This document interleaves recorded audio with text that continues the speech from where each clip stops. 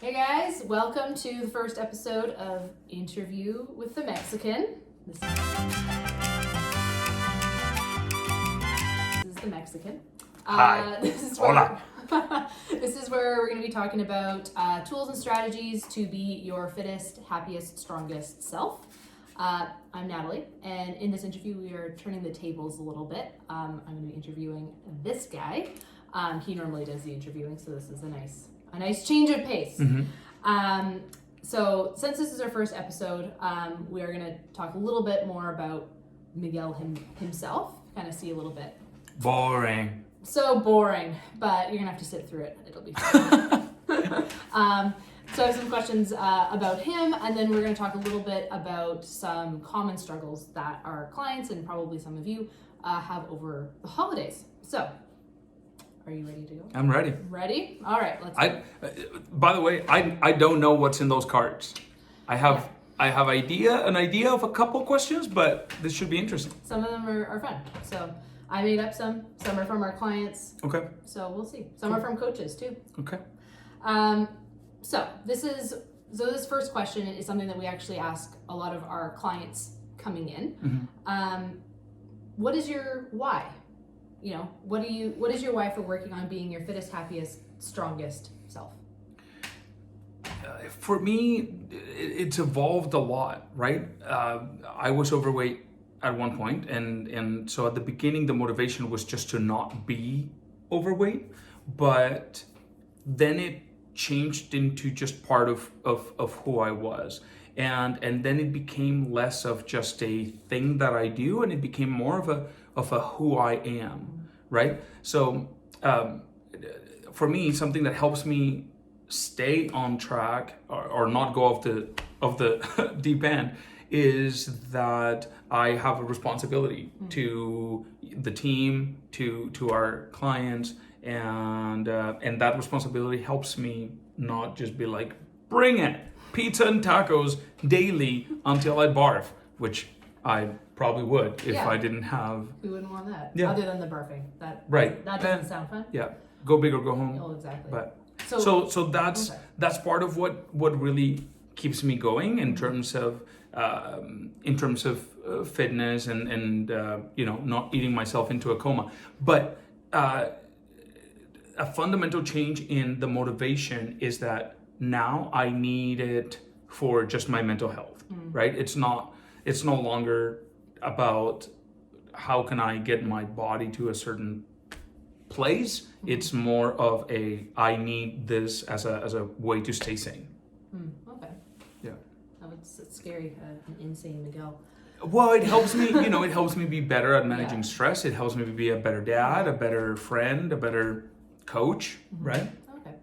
So you mentioned being overweight before, and again, often when people, our clients that come in, they usually have really strong whys to get started. Usually it's not just, I want to be skinny. Right? So what was your why when you started? When you're like, I'm making a change? Yeah. So I was a very different person. I was in a very dark place. So what moved me to make a change was that the pain was too large. It was too strong, right?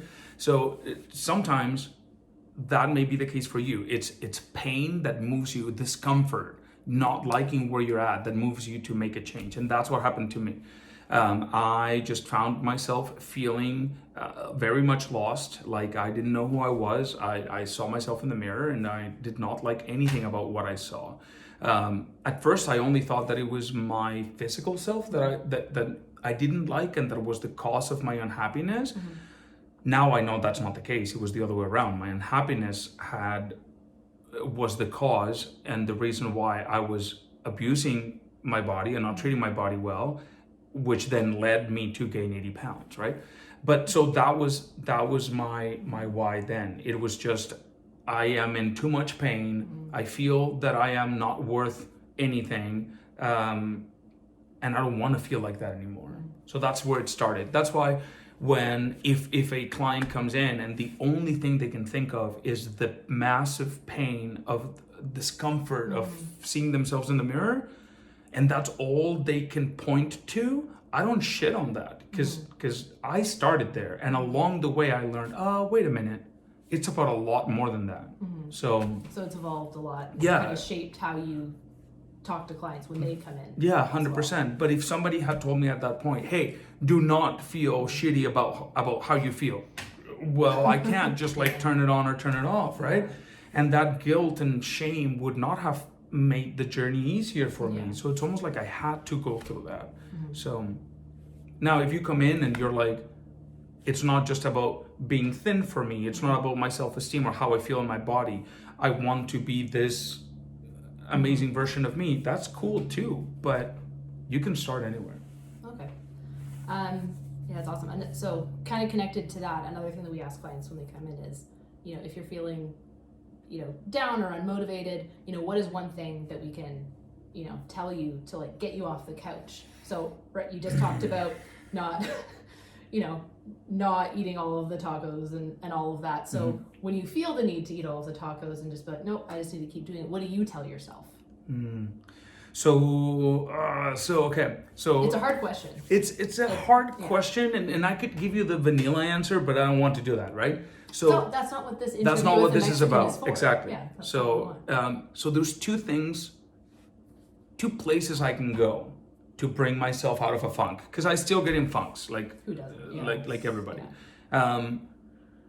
So I either go the positive, light side, or I go to a dark place, and they both work incredibly well for me, and I'm not ashamed of saying that. So the first one, the nice thing is, well, I'm like, hey, it helps me, like if I'm in a good mood, if I do and go for that walk, or if I do and get that workout in, I'll be in a better mood, I'll be able to play with my kids, I'll be a better dad. So that's a positive, right?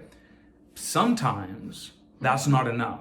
And so I create adversaries in my mind, and I'm like, oh yeah, anybody that doubted me, anybody that that turned and said something bad behind my back or something, Proving people wrong, essentially. well, I'm just like, because I think, you really, if you were to really want to prove people wrong, you just do so by sticking to your thing, right? And that's what I've done. But in my mind, I like to keep a list. Did you ever watch Game of Thrones? I was actually just saying, I'm like, so perfect. like Game of Thrones. Just like Arya had a list of people, Yeah. right? And so I imagine those people sitting on a bench watching me and being like, rooting for you to fail. I told you. Yeah. I told you it was just I told you it wouldn't last. I told you. Yeah. And of course, like, Who cares? they probably never, ever think about me. That's fine. It's not, they're serving a purpose. Yes. I'm using that, and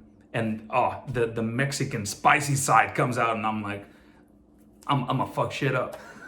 And so that helps me a lot as well, if I need it. And it's rare that I need to go there, but I'm not afraid of going there. It's like you need it if you really need. If to I'm get in off a the couch. real funk, That's that what does gets it. you. But the light and happy one is like your day to day. Yeah. Okay. Oh, interesting. Yeah. That's hilarious. Did you know that? No, I didn't know Yeah, that. there you Oh, go. interesting. There you See, go. we're all learning something. Look at that. So, everybody that knows that you're generally really busy, working all the time, more or less. There's, the date nights with your daughter, that kind of thing. But when it's so busy like that, how do you practice the self-care and relaxation so that you don't go insane from stress and working all the time? What does that look like? So a big part of that is that I enjoy what I do a lot, right? Yeah. Like that's absolutely important. If I hated this, if it was a grind, if it was soul sucking, like I would have thrown the towel. And I think there's actually a lot of strength and courage that is required to admit to yourself, I hate like this. this, I'm yeah. out. I'm gonna start from scratch something else. Like that takes a lot of strength. But that's not the case here. I love it. It challenges me in many different ways. So that's cool. Now, so that's why sometimes I'll get bored at home and I'll be like, I'll work. I'll just work. If I do my work, then I get that dopamine hit. right? Okay. If I'm playing video games and I keep losing, I'm like, screw this. I'm gonna go where I know I win. I give myself the, yeah, there you go, you did that. So that helps. Now, I had always been a very unorganized people, and still compared to some, I am, absolutely very disorganized. But a way that I've learned to mitigate that is to create a calendar and to block my time and choose ahead of time, usually on the weekends, what my whole week is going to look like. And in there, I make sure that I include things that are going to recharge me, right? So, for example, if I want to play video games at night with Katie and my brother from Mexico, right? Like that's like it's in my calendar. It's like gaming, like it's in my calendar. And sometimes I don't get to. Sometimes I'm like, I got a lot of work. I need to work tonight. So, but visually being able to go, oh, yes, there's a lot of work, but I also will have time to hang out with my family tonight. I'll also get to go on a date night with my little daughter on Tuesday. I also get to go for tacos with my son on Friday. Like, so seeing those things, that really helps me keep it balanced. And I'm not afraid of putting the sword down if I'm feeling burnt out, right? If I'm like, oh man, too much, I need a break, I'll take the break. Yeah. Okay. That's good. That I have a question later about some of this kind of time management stuff. So this is good. Cool. It's good foreshadowing. Cool. So one of our coaches actually asked, we know that you like singing Spanish ballads. Oh my God. Specifically asked, could you sing in Spanish again, please? What? Like right now? In here? That was one of their questions. Maybe the chorus of your favorite Spanish ballad. Dorito dust. Oh, sorry. Right. Okay. So that'll have to be maybe a special employee thing that we film kind of on the slide. I promise you, I'll sing you a 20, 30-second bit of one song. I already know which song it's going to be. Perfect. It's a song that I sang for Alexi every time that I did his bedtime since he was a tiny baby. And now it's Max's song as well. And nice. It puts her to sleep. So. Okay, perfect.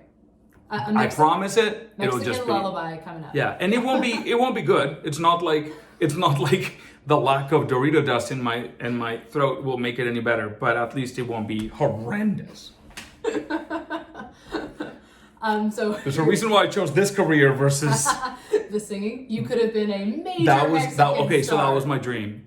Oh no way. Yeah, that was like if I could like just like don't get me wrong, I fucking love this and I probably whatever. But growing up that was growing up I was like if I could do absolutely anything, I'd be like I'd love to just do that. I'm not that good, but I don't care. We'll see you soon. Maybe we had a little story or something like that. I guess there's a lot worse singers. Oh yeah. Oh definitely. Right? Well, actually to be fair, I haven't heard him sing, so like I'm gonna reserve judgment. Yeah. All right. Smart. Okay, so you're talking about your family there. Again, another question for one of our coaches was, what are your 3 favorite things about your wife, Katie? And I'm not going to ask your 3 least favorite things, so just don't be worried about that. Just don't want to start any fires. Okay. Here. Okay. So the first thing is her values. So now that sounds boring, but she is fiery about those values, and I love that. I love that she loves hard. I love that for her family is an absolute priority. I love that. I miss that a lot from my family being so far, and I knew that was something that I wanted in a partner, right? And I love that a lot. She has a great relationship with her family.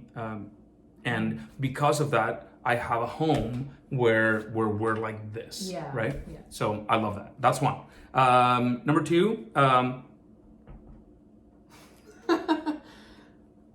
body. She's pretty hot. So yeah. So and number 3, I love how much she loves my family. It's like she'll hear a song and she'll cry because she loves them. She not only, like, she is happy. If we go to Mexico, she's happy sitting inside our home talking all day long, whereas she doesn't need to be like, well, let's see something new, let's go to the beach, let's go. She's like, no, man, like, this is and that's really cool, because that's what I miss the most. I don't miss the beach, I don't miss any of that. I miss the long hours talking, right? So anyways, there's a lot of things that I love about her. I don't know that those are the top three. Her body's definitely up there, but those are the three that. And she's fiery AF, as in she won't put up with any BS. She'll call it like it is, and I love that. I think that only a very self-respecting person can do that. So yeah. Nice. So another question, and I don't know about. I think I know the answer, but. Again, another question from one of our clients is how you would want to retire, like what that would look like. Would it be here in Canada? Would you be moving back to Mexico? Or would you be retiring at all? Okay, now we're talking. So I don't like the idea of retiring. That may change later, but I've gone through a bit of an evolution in terms of, when I started I was a personal trainer. I saw myself as a personal trainer, right? And that has changed a lot. As you know, I am very much removed from the day-to-day operations, and I have to be a leader. I have to be, so that has changed a lot. So I know that there is ways for me to bring value to people, even if it doesn't mean that I have to be, cha-chink, 8 hours a day or whatever, 10 hours a day or whatever. So what I do imagine that I would absolutely love is, like I said, I think yesterday, like, I think what I want is for Driven to grow a lot and give people that are stuck, to give them hope and like walk them through, right? So that I love. Now, I see myself as maybe in 20 years, helping other entrepreneurs, helping other business owners that are passionate about what they do, and maybe they're just starting, or maybe they they have the work ethic, they have the passion, they have a good business, helping them and investing in their businesses and helping them grow. And I would love that. And so, would I be retired? No. I could be, I could sit at the board in these meetings and help navigate their future. I would love that. Yeah, see, that's what I thought. I was just like, when I asked about the retirement, I'm just like, so no retirement. No, or not a different look of it. Yeah. So, for example, I could be, in that scenario, I could be anywhere in the world and just be on a Zoom call. Yeah. Right. Like, there'd be no like, what are we gonna do today? Pinochle. I struggle with that. Maybe that'll come. Maybe when I'm old and I don't know. Whatever. But if you ask me, and this is how I'm making decisions right now, that's what I would like. If that changes, then fine. But cool. But I love it when my days include something where I feel like I've made a difference. Yeah. Even if whether that takes 1 hour or 12 hours. I could have worked 1 hour, make a big difference, and then bounce and spend the day doing something else. But retirement, as in like. Yeah, the traditional sense. Yeah, no, I don't think I could do that. Yeah. So, that brings me to kind of my next question, which is, why did you start Driven? Was it was it the drive to make a difference? Like, how did that start? Because it took a little bit to get to that decision after you moved to Canada. Yeah. So I had already lost my weight, and I'd been very consistent with my fitness, keeping it off and what have you. I had a really good job. I worked in at Shaw Cable, and it was in the business department, and we did sales and customer service, and it was a really comfy job. I got to dress really nicely too, which was like a perk. So I was, and anyways, I love that. It was cushy. It was well paid. It was comfortable. One guy asked me, "Hey, I'm having such a hard time losing weight. I keep trying different things and nothing works." And I was like, "Well," he was just a friend. And I was like, "Well, if you want, I can teach you what to do." Yeah. And so anyways, we started doing like 3 workouts a week at his place. They were super short because he was like 350 pounds or so. Yeah. And that part was fine. He was strong, but it was the food part that was tricky for him. And I just taught him how to track his food on MyFitnessPal. And he was like, "Man, this is so easy. Like, I get to drink a beer." I was like, "Yeah, you just put it in there. Make sure you don't go past this number." And so very soon he started making way more progress than he had ever seen before. So he was the one that was like, "Hey, you should do this for a living." And I was like, "No way." That's crazy. That's man. crazy. What are you talking about? And that was like the little bug in my mind. And then I started while I was at work and there were no calls. I started like building a website, and I started, putting it up on Kijiji. Hey, personal trainer, but I wasn't even certified at that point. I was just gonna say you weren't. No, I an was actual not. trainer yet. No, Yeah. and I was like in my ad, I was like, I'm not a certified trainer yet, but here's what I've done, and it was my before and after, right? And man, it was so painful. It took like, I thought that the moment I'd put it up, especially being like, "Look, I've been through this. Like, I know what it's like. So that's why you should trust me." Yeah. There was nothing, crickets, zero. And so you know what I kept doing? Because I would not spend the $5 to keep the listing at the top. Yeah. So every like 2 weeks, I would go in, delete it, and repost it. So just stayed at the top. Yeah, so that was my hacking strategy there. And I did that on the other one, Craigslist, as well. And it took like 3.5 months for me to get one inquiry. Really?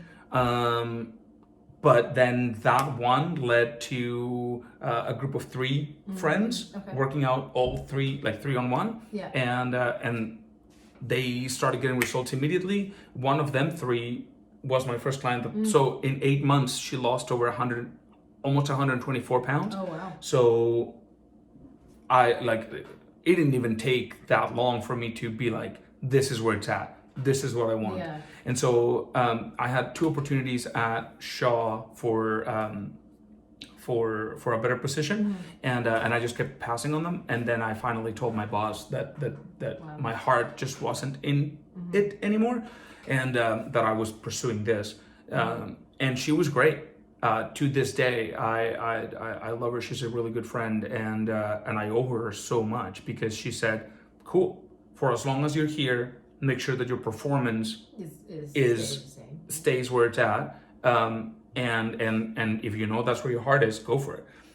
And what I told her was, I want more of this. I want people saying, "Wow, like because of you, like I've done this." That was a lot more meaningful than hey, what speed of internet would you like? So you're not fulfilled by that? That's so weird. No, it wasn't. I would be super Hey, it paid really well, but it did not fill that bucket. Yeah. And then here we are. Wow. So that's why I started. Cool. Wow.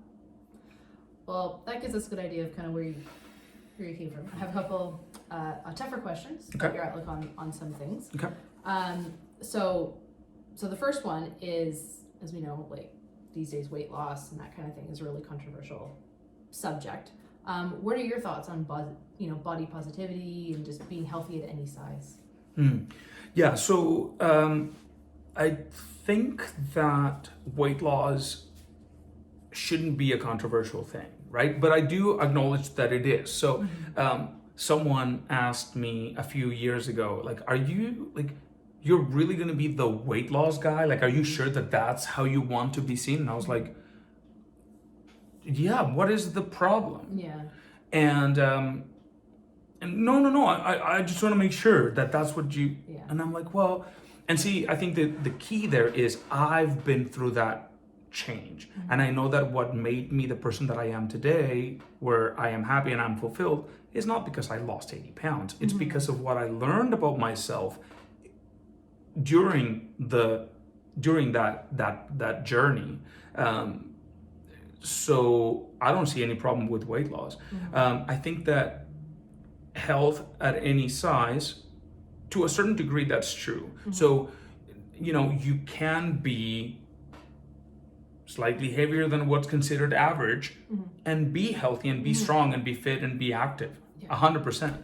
I think you could also be, on the other side, you could also be, extra thin, or, everybody could be like, hey, wow, you're so thin. Like, but you could feel great and you could feel strong and you could feel, you know what I mean?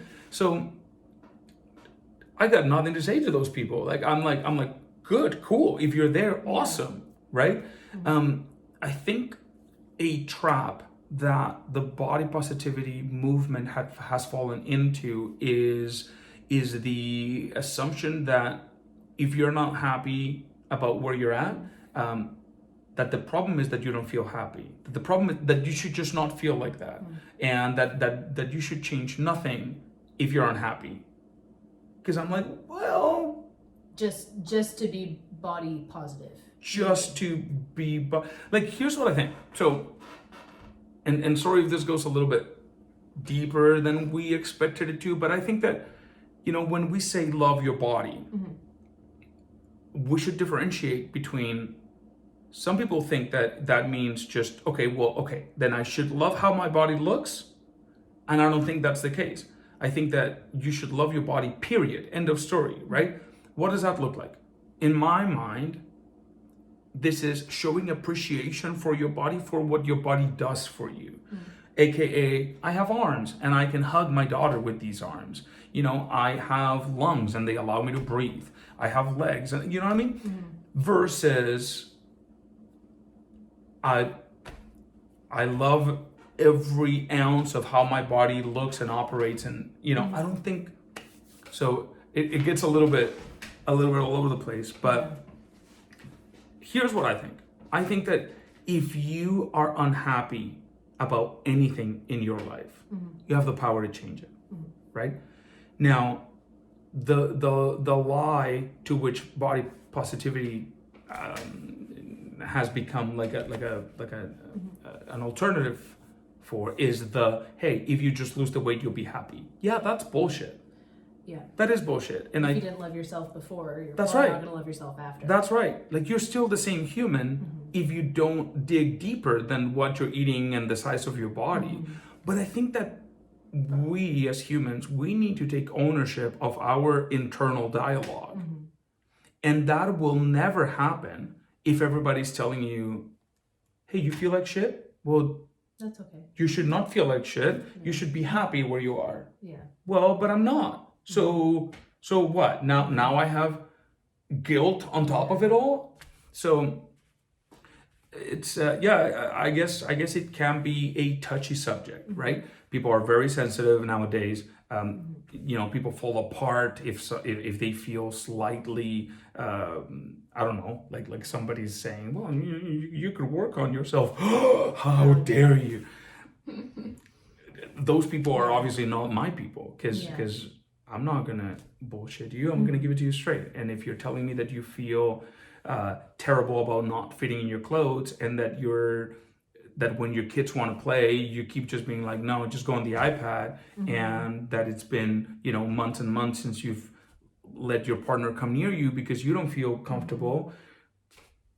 I'm gonna be like, okay, cool. Do you want to change that? If you want to change it, awesome. I can help you, and I can help you do it right. Now, if you say, nope, couldn't care less, I'm happy where I'm at, fuck, all the power to you. Yeah. Like, cool. good. Like, that's, so. Yeah.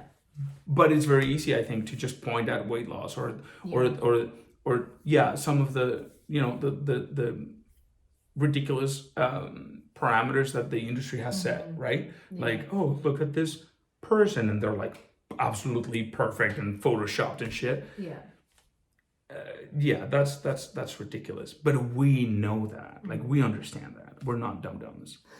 So I think that just because that shit sells, it doesn't mean there's no benefit to taking care of you, respecting your body, and not abusing substances, whether it's food, alcohol, or drugs, as a way to cope with the shit that you feel inside. Well, and healthy looks different to everybody, right? Yeah. So you mentioned something about people being a little bit more sensitive about things. So in that same line of thinking, we actually recently had some negative comments and responses on an ad that we've run. That quote said, it started off with quote, "When was the last time you were under 200 pounds?" It went on to say other things that Miguel just mentioned, but I think somebody said, "This guy's a moron. I'm not even going to watch the rest of it." Yeah. How do you deal with that kind of response, right? The sensitivity or the haters, that kind of thing. Yeah, this has not been the first time, right? No, this is the most recent time. This is the most recent thing. Yeah. But since I started Driven, that has been the case. So and so if you listen to the ad, it says, "Hey, busy moms," or something like that. When was the last time you were under 200 pounds? And then it says, "Now, I totally get it. The number on the scale is not everything, but let me ask you this. When was the last time you felt good, full of energy, confident, strong?" If that's not where you're at, we can help, right? So, first of all, I need to feel good about what I'm saying. Yeah. Like, I need to be like, yeah, but did you actually listen? Like, did you actually hear? I need to feel good. If it was just like, hey, when was the last time you were under 200 pounds? That's probably why you're so miserable. Why don't you lose some weight? That's not. Well, and that's not the message. I wouldn't say that. Anyway. Yeah, exactly. Yeah. So that's one thing. Now, second is, funnily enough, it's done an incredibly good job at filtering out the people that are more interested in defending their excuses and the reasons for being stuck and unhappy than the people that are prepared to do something about it and take ownership of their shit. There's a lot of people that are responding really well to that and being like, "Oh man, that's exactly how I feel. This guy gets it." And then they book a call and then they learn about a program and they're like, "Wow, you're going to give it to me straight because you actually care. This is what I need." And then they do incredibly well, right? So it's the conviction on our service, our program, in our philosophy that we're going to give it to you straight and we're going to be like, stop thinking that being skinny is going to make you happy. Yeah. Stop it. That's not it. Fix your life. Yeah. That's what will make you happy. This will just be part of that. Yeah. So that's one thing. Now, second thing. A couple of years ago, I took a flight and I had to take it out from Victoria, which is a town which is 2 hours away from here. And anyway, so I drove there, and at the airport, the lady from the parking lot goes, "Hey, you're the fitness guy." And I'm like, maybe. Depends on how you feel about this guy. No, I was like, yes, that's me. She's like, "Oh my God." And she tells her friend, "Oh my God, this guy makes videos and they're all over my Facebook. And he's awesome." And so when I encounter things like that, I'm like, "Thank you very much." And of course I smile, and of course I'm, of course it doesn't feel bad, of course. Yeah. But I also remain very much aware of my flaws and my dark side and my lack of patience and my lack of tolerance for certain behaviors and how I can be abrasive and I'm very much aware of all those things. So when someone gives me praise, I don't give it that much weight. Same with the negative comments. And that's why negative comments don't do anything to me. I'm just like, if you don't like it, that's okay. You don't have to like it.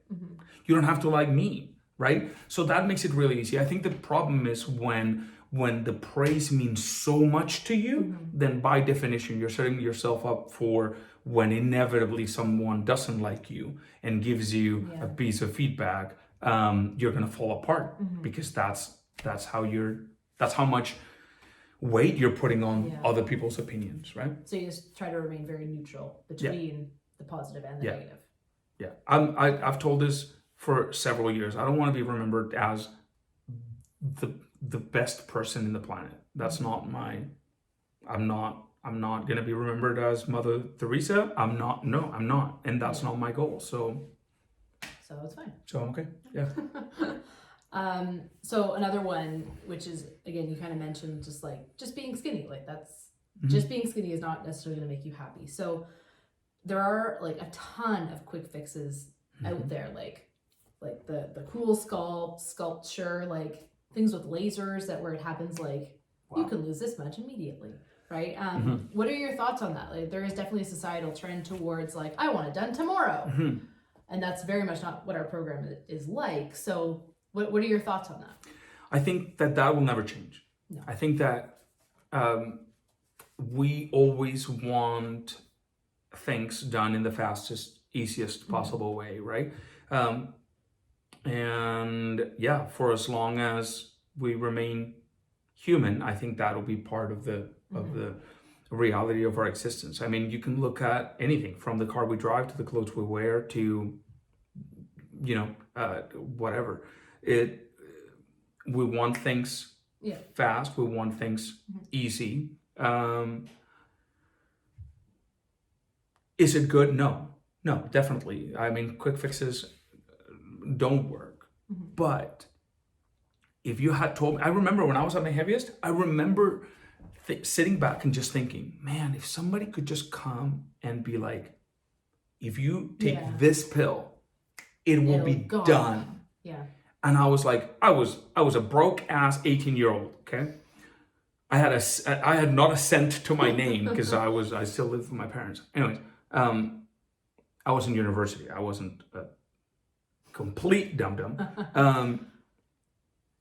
But I remember, man, how much would I pay for that? Yeah. And I was like, would you pay $100? Well, I don't have $100. What the fuck? I'd find $100. Would you pay $1,000? And I was like, well, I don't know how I would, but yeah, of course. If it was fixed tomorrow, yeah, I would. Would you pay $10,000? Well, what would I have to do to find 10? But I was like, yeah, I would do it. Yeah.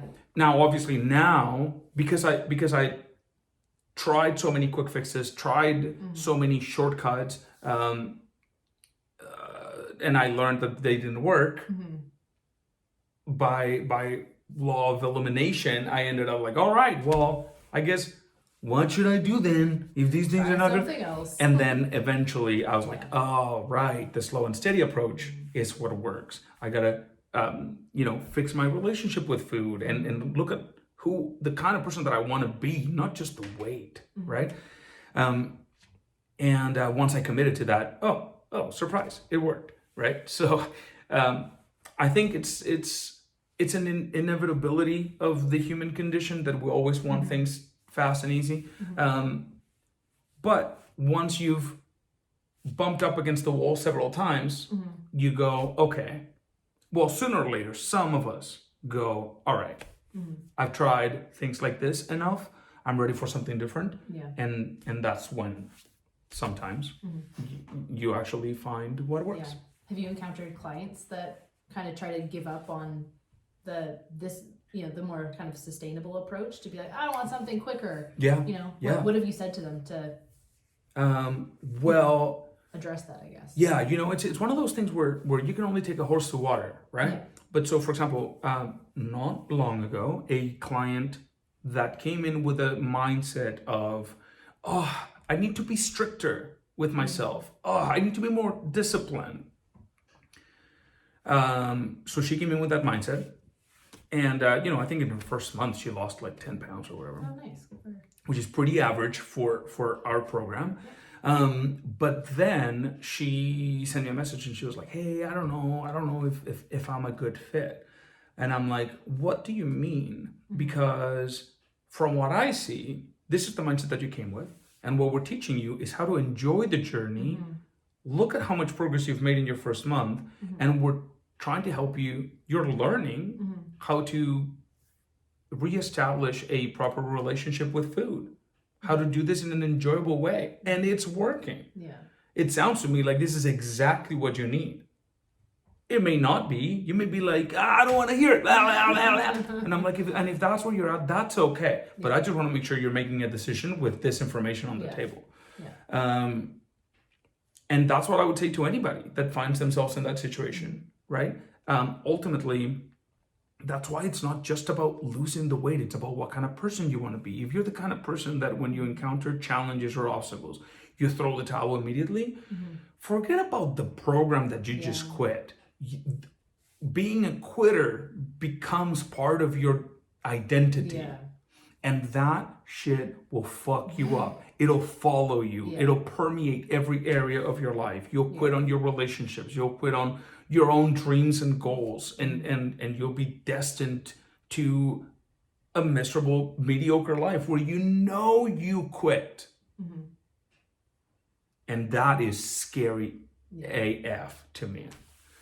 So I'll just give it to them straight. And if they go, oh, sometimes clients go, oh shit, you're right. No, this is what I need. Thank you for that. And that's it. And I'm like, good for you, because it takes a lot of maturity to take that kind of advice, right? Then again, we live in a world where it's like, oh, how, mommy. But so only the strong remain, and I love that. Yeah, that's awesome. That's good to know. Now that we know a little bit more about you and kind of your viewpoints, I wanted to move into those holiday struggles. Okay. Because that's all kind of coming up. And I don't know about you, but I certainly do, and everybody else encounters some struggles for there, sure. right? So one of our clients actually asked, how can we avoid backsliding over the holidays, right? Because, we work hard, essentially all year. This summer was a bit of an anomaly because of everything going on. It was like, yay, we're free. But this time of year is normally when, if the habits are going to go, they're gone, right? So what can people, our clients, do to avoid that backsliding?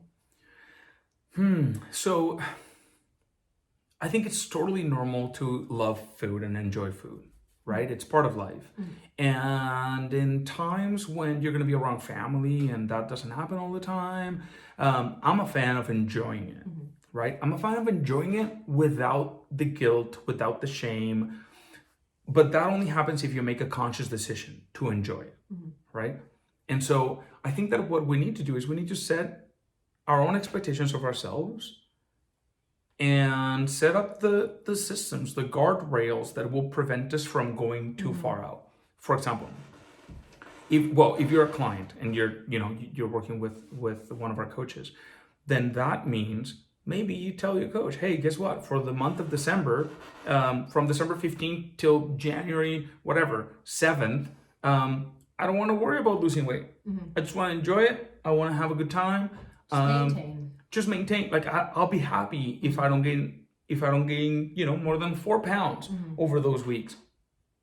And then I want to get back to it. Can we plan that? Can we strategize for that? That sounds like the perfect way to have both things. Now, if you're not a member and you're just out there, how do you not go overboard? Well, you need to decide what it is that you really want. And this is why the people that don't do very well, historically speaking, are the people whose why is very surface level, right? If you say, I just want to lose weight because on Christmas, I want to look good. That, we need to dig a little more. Yeah. Why? Why do you want to look good? Well, just cause. Nope. Yeah. Who's going to see you? Well, what do you mean? Well, you're going to take pictures, right? Yeah. You're probably going to post them on Facebook, right? Yeah. Who is going to see it? What's the first person that you think, this son of a bitch is going to see my pictures? I want him to look. And you know what? And in this particular scenario, she was like, damn it, fine. My ex-boyfriend.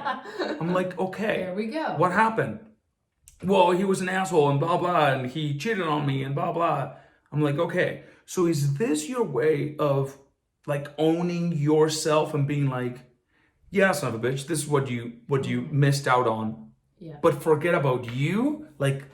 This is who I am now. Is that what we're working towards? Yes, that's what. Okay, got it. So you gotta dig a little bit deeper. And once you define what it is that you want, then you can strategize. What good is it for in this example, for your ex-boyfriend to see that picture on December 25th and be like, oh man, she looks so good. And then whatever, in the summer be like, oh man, she gained all the way back and then some. Like, if that is your motivation, wouldn't you want to get there and stay there? Right? To become that kind of person. So I'm not going to judge on anybody's motivations. But you get to call the shots. Yeah. And if you get to call the shots, then you don't have to feel out of control. Yeah. The problem, I think, is when people don't do that work. When they hear something like this and then they go, okay, yeah, I hear you. But they don't sit down to be like, okay, what do I want? And historically speaking, have I done well at keeping myself accountable? When I say, on Monday, I'll start. Do I start? Yeah. Because if you know that doesn't happen and that's your pattern, then continuing to hope that this time it happens doesn't really make much sense. So put your money where your mouth is and either tell the world, you don't have to, that doesn't mean come and, hire us for this, but go and tell the world, tell everybody. Like, go live on your Facebook and tell everybody how you feel and why you're ready to change. Yeah. Burn the boats. That'll work. Now you have no choice but to. There's a lot of different ways, right? To motivate yourself and to push yourself out. But there's only two reasons why we make significant changes to our life. Either we're running towards something that we really want, self-respect, being proud of yourself, health, you name it, or because we're running away from something we don't want, right? Yeah. Pain in your body, the discomfort of not fitting in your clothes, the feeling of you and your partner getting farther and farther away because you don't have intimacy, whatever it is. But you gotta figure it out. You gotta own it, and you gotta stay very aware of it so that it pushes. Yeah. So how would you balance those things over the holidays? Just because that's generally the struggle. When we talk about backsliding, normally it's, I want to do this, but I also want to go for this. So so what I would think you suggest for yeah. that? So okay, great, because the first big concept is you got to know what it is that you're actually fighting for, because otherwise, the January 1st will come and you'll be like, maybe tomorrow, right? But if you know that everything is at stake, you're a lot less likely to just be like, it's okay, right? Now, okay, tactical strategies for not blowing your calories on the one day. I would say this. So, a couple options. Number one, if you eat whatever, let's just say 1,500 calories per day, right? Maybe the first 3 weeks of December, you eat 1,400 calories per day, and you will have saved 2,100 calories that now you can blow on that one day, right? Okay. That's one. Another one, on if you have 1,500 calories, maybe, and you want to make sure that you don't go over your 1,500 calories on that one day, which that's not what I would advise. I'd be like, have fun. And then whatever, tomorrow we get back at it. If that's what you want to do, then I would save up as many calories as possible in the first half of the day. If you know you're going to go to your families and to your moms or whatever, and you're going to have the food, drink a shit ton of water before you go there. Have ginormous salads of just veggies with like the lowest calorie dressing, right? Or chew on a chicken breast, just like disgusting, dry. It's protein, it'll fill you up. Save as many of your calories for the evening. Or make sure that you're very active on the weeks leading up to it.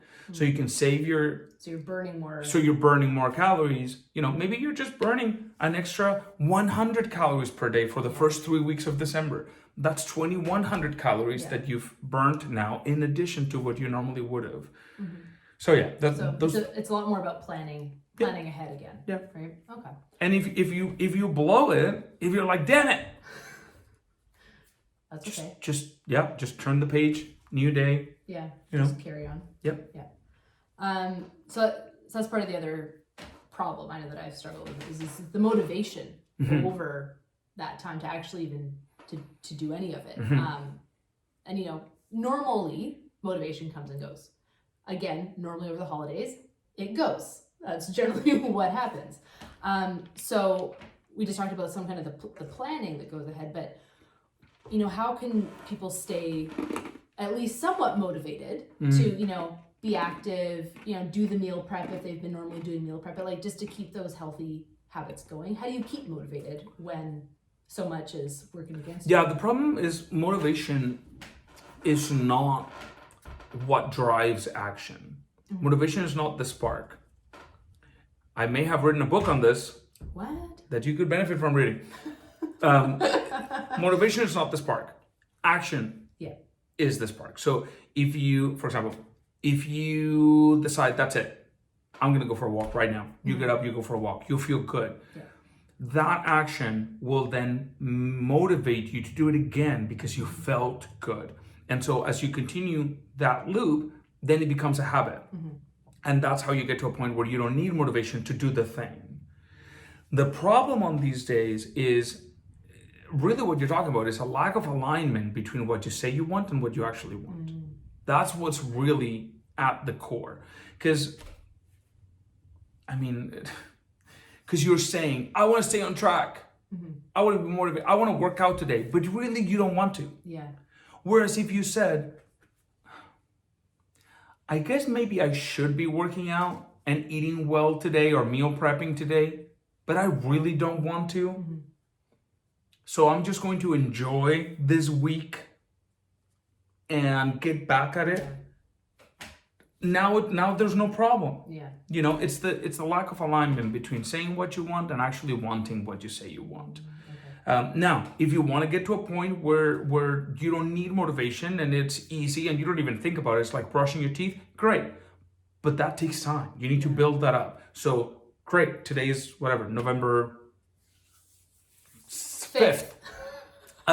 Great, start now. Start tracking your food right now. Start going for your walk in the morning. Start doing some squats at home, like whatever. But you got to start ahead of time. Right? Yeah. This goes back to the whole, but wouldn't it just be easier if I just bought this pill and it just like flushed me right out? Sure. Yes, and it'll work. You'll poop it all out and you'll be a little bit lighter. Sure. Will it get you anywhere worthwhile going? No, not really. Not really, no. It's okay. You can do that. That's fine. There's nothing wrong with it. But just don't expect long-lasting, life-changing results if you're only willing to put in a mediocre effort. Yeah. So we kind of talked earlier as well about time management. So you're talking about, blocking your calendar and whatnot. But kind of what goes along with that in the holidays is people being really stressed and overwhelmed. There tends to be so many things going on, like getting presents, like malls are busier, like everything takes longer. You're planning dinners, like the list goes on, right? How can people kind of manage that stress and overwhelm? Because that's often one of the reasons that people don't do things is that they're so overwhelmed with life that falls to the bottom. Yeah. So Christmas is big for us, but I am not really involved in the planning and preparation, right? That's all, like Katie loves that, and so she just takes care of that. So how to prepare a dinner for 15 people and wrap the presents for the kids and make sure that you're still, like, I can't really speak to that much. However, your life, the quality of your life improves the more you say no to things. Not the more you say yes, the more you say no. The more you avoid distractions, the more you avoid committing to shit that is irrelevant to you, but somebody else wants you to do it or asks you or is just asking you because in the past you always say yes. And just to not, ruffle feathers, you continue to say yes. That's how you get to a point where you're like, you're overwhelmed. Overcommitting You've overcommitted. You've said too many yeses all over the place. This is why I think that part of, in my own definition of the kind of person that I want to be, that's why being the nicest person does not feature in there, because this type of behavior that I'm describing, how I decide what to commit or what not to commit, is not necessarily in line with what most people would consider just being a nice person. Yeah. Because I've been the nice person that said yes to absolutely everything. That was always there if somebody needed something, right? And I know where that can lead. So instead of that, I just hold my boundaries. So Find out the where best those way are. to not get overwhelmed is don't let yourself get to a point where you get overwhelmed. Stop saying yes to shit. When people invite you to dinners, to parties, don't go to all of them. Oh, but they're not gonna like me. That's okay. That's okay. What are they gonna say? Like, go to the ones that you really enjoy. If you know that one of those gatherings is miserable and everybody's just, I don't know, pretentious and it's not a good atmosphere to be around, don't fucking go. You know, if your mom is a pain in the butt to be around and she's particularly negative about everything you have going on in life, and she wants you to go over for dinner, and every time you dread it, you hate it, and it like, you know, then don't go. Like, those are options, and we need to call them what they are. They are options. If you're choosing to go, that's okay, but that's a choice. So. Yeah, sometimes they're not comfortable options, but it's about setting your own boundaries. 100%. Yeah, figuring out where those are, right? Maybe it's worthwhile to go to the dinner with your mom, even if it's uncomfortable, because you still want to see. Yeah, right? but you know what? But you need to accept maybe you set the boundaries, and maybe you say, "Hey, mom, listen. Here's where I'm at. I love you, and I'm having a really tough time imagining not being with you at Christmas, but." If we're gonna go to your place, I need you to not be shitting on, I don't know, my husband or my kids or whatever, right? And let the chips fall where they may. But like, see, the quality of your life improves the more tough conversations you're willing to have, right? Yeah. It feels easier to just say yes and commit to everything, to be the nice person that doesn't ruffle feathers. But in my experience, it did not lead to a great place. So yeah, that's fair. So one thing that I know that I'm sure everybody struggles with this, especially at the holidays, is you go to an event like this, you go to a party or whatever, maybe you have a little bit too much to drink, or a little bit too much to eat, and then you're just like, fuck it, like, why would I continue to just like track or whatever? Like, January 1st is coming up, I'm just going to enjoy freely, like, I just won't worry about it until then, and like, fresh start, I'm just fuck it until then. Yeah. What would you say to a client or somebody who's kind of struggling with that mindset? Wait, are they struggling, or is that what they want? Well, I guess it depends. If they still want to get towards their goal, but they just want to just like freely enjoy until then. Okay. Like, how would you have that conversation is maybe a better question. Okay, so let's imagine that you're the client and I'm the coach, right? So I'd be like, okay, cool. So you still want to make more progress. You're not where you want to be at, but you want to just chill and enjoy. Cool, awesome. That works. Now, do you have a time frame? Do you have any idea of when you'd like to get back to? Let's just say that it's January 1st, because that's normally when people are like, we're all good until then, right? Okay, cool. And okay, great. So that's what I would say. I'd be like, cool. Yeah. You're the captain of your ship. I'm not here to convince you of anything. Yeah. Now, if you tell me that that's not what you want, and that you want to crush it and lose another 20 pounds from now until January 1st, you're gonna be like, cool, all right. But that's it. I would not try to drag somebody over. Now, okay, if somebody says they want something and their actions are not in alignment. So if someone says, well, I don't want to gain weight, but I just want to enjoy it all, I'd be like, okay, cool. So how do you see this playing?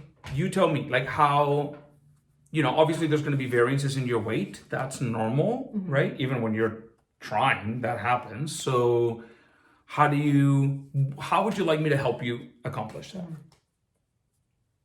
Because then you could say, well, maybe as long as I stay within this range, things are good. Yeah. If you see it get past that range, you call me out. Yeah. Okay, cool, I can do that. But so it's very much not about convincing people. It is not. Now, if at the beginning you told me, hey, Miguel, my blood pressure is through the roof. I've been, using food and alcohol to cope, and I'm like, I had to go to the hospital last weekend because of this, and the doctor told me, like, holy shit, okay, like, Let's stop. then the stakes are pretty high, right? If you tell me, I just kind of want to go freely here, I'll be like, okay, how do we still keep your goals in mind? Yeah. Right? Obviously, I need to look out for you here, so I just want to know how. But it's not about convincing. It's just about me gaining clarity as to what it is that you actually want, and that's it. So if somebody did want to, maintain from like whatever it is, like the 15th or when things kind of start happening until the 1st, are we looking at just tracking, but like maintenance calories? I would ask them. I would ask them. Oh. I'd be like, because look, for some people, tracking their food will be super easy, and they'll be like, yeah, come on, it takes 5 minutes a day. I can do it while I poop. I can still track even though it's December. Yeah.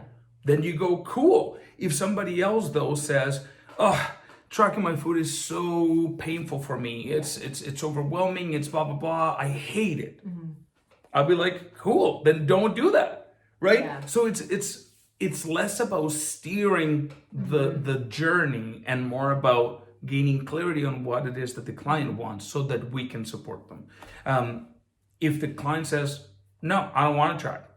I don't like, maybe I just weigh in. I'd be like, cool. Okay. Obviously, the less often we weigh in, well, the less chances we have to course correct, but I'm comfortable with whatever you're comfortable. Yeah. Right? Do you want to weigh in daily? Do you want to weigh in 2 times a week, once every 2 weeks? Whatever. Like, just know that to every decision there's a cause and effect to it, right? But I'm here for you. You call the shots, and I'll make sure that we get. Awesome. Yeah. So again. Wait, that sounds like the advice, like not the advice you or a coach was looking for. No, not No? necessarily. Okay. No, this is what you would do. This is what I would do. Yeah, what would you suggest, right? Yeah. So it kind of in line with that, like, oh, I'll do it on the 1st kind of thing. What do you think about New Year's resolutions? Because normally, for the vast majority of people, kind of by February, it's like, see you later. It's done. Yeah. Like, are they worth setting? Like, what do you personally think about those? Yeah. So, I don't care how you start. I don't care if it is because it's a Wednesday and you're like, ugh, I hate how I feel. I'm ready for something, and you start then, awesome. If you go, oh, life is an absolute mess, and I need to get this out of my system, but like I really have to get my shit together. Starting January 1st, I'm gonna start. Cool. Like, I don't care. It doesn't matter how you decide to start. It's all about the how, right? If you show up and it's December 31st and you have made no plans, you don't have a clear plan in front of you, you haven't done grocery shopping, you're like, you don't even have fucking shoes that fit, like, then you don't really want it. Well, yeah, and you're setting yourself up for failure Yeah. immediately. But let's be honest, how many worthy endeavors are completed successfully in any area of life? A relationship, a job, a fitness journey, not the vast majority. So yeah, it's all about how you prepare and the work that you put in, not when you start. So January 1st is just the most common one that people do. Yeah. And I mean, there's always lessons to learn that will help you make better resolutions, right? I've made resolutions every single year. Have I kept them all? No. I've also thought of many ideas. Have I pursued them all? No. Has every idea that I've pursued been a home run? No. That's the way life goes. But hopefully, as you fail more and more and more, you go, that way doesn't work. Let's try this way, right? Let's try actually planning. Let's try thinking of every different angle. Prepare myself for not hope for motivation to just be there and for me to have the energy to all of a sudden do it on Monday, Yeah. right? Yeah. So what would you suggest then for people that are looking at setting those resolutions? Like how can they set them like so that they're reasonable and achievable so that it's not necessarily failure all the time. That's kind of shitty too. Yeah. And like how can they be successful in doing those? Okay. So what I would do first is I would sit myself pen and paper and be like, okay, what is the one thing that I want to hone in on? Let's just say that it's losing weight, right? Okay, great. Then I'd be like, 3 things that I've tried in the past that haven't worked. And literally like write it down. Well, I tried diet. No. Like which diet? Yeah. And what was good about them? Why do you feel those things didn't work? So I would do that. I would do that exercise. For example, well, I did diets, didn't work. Okay, what diet and why didn't it work? Well, it was whatever, low carb, and I hated myself, and I almost divorced my husband because I was too hungry. Okay, cool. So now we know why it didn't work. It was too restrictive. Another one. Well, I signed up for a gym. Okay, what gym? What did it look like? Well, it was just a random gym, just a membership. Yeah. If I showed up, good. If I didn't show up, nothing happened. Yeah. And I didn't have a program. I didn't know what to do. So the one time that I did go, I was like, what the fuck? And then I walked out because okay, great. So doing that exercise allows you to distill the lessons from those experiences so that you don't repeat them. If you do that, you will get to a point where you've learned enough that you ultimately find what works. The dumbest thing you could possibly do is to do the same shit again. Right? And then once you figured out what that is, that's a reasonable thing to start. That's right. Then you prepare applying for the lesson, right? And preparing for it ahead of time. So you're just talking about like on December 31st, you haven't done any meal prep. Right. You're right. So see if even if you go, okay, I'm going to do low carb again. So let's say I'm gonna do low carb again, and I'm gonna join that big box gym. Okay. Do you have a plan for your nutrition? Do you have your grocery shopping done ahead of time? Do you have a plan for your workouts? Have you gone in there and like spent the hours reading the machine, like the description of the machine, figuring out what each one is? Do you have a plan for what you're doing on Monday? See, you're technically doing the exact same thing, but you're going at it, applying the lessons that you learned from the previous attempts. Okay. So when you've set them and they've been successful in the past, when do you kind of start planning for them? Is it December 31st or is it? I mean, you know me, I'm a very like fly off the seat of your pants kind of guy. No, I can't particularly think back to a resolution that I set on that one day and that that came to full. So essentially it's whatever day you want to start, whether it's the 1st, whether it's next Wednesday, do the prep work so that when you do start, it's successful. Yeah, I can tell you that I've made decisions on a whim that worked really well and that I carried out to full completion and successfully. And that happened when I made a commitment. That commitment could have been on a Wednesday, on a Monday, or whenever. But if I made a commitment and I felt that I couldn't back out of it, that every single time I did that, I succeeded. Every single time. It's the having the safety net of like the easy way out. That's what always fucks me up. And it fucks people up. No, that was awesome. That's all of my current questions for this one. Awesome. We'll save up some more. So if you guys are interested in submitting some questions for this guy for next time, just drop them in the comments and we can get them answered. But yeah, thanks for watching our first interview with a Mexican. Yeah. I think it went well. Yeah, that was fun. Yeah, I hope it was interesting and you guys got something from it. Maybe learned some tips. Maybe you're gonna set some resolutions now. I have some ideas about how to do it successfully. And yeah, hope you guys have a great day and an awesome holiday season. Awesome. Thanks for watching. Bye.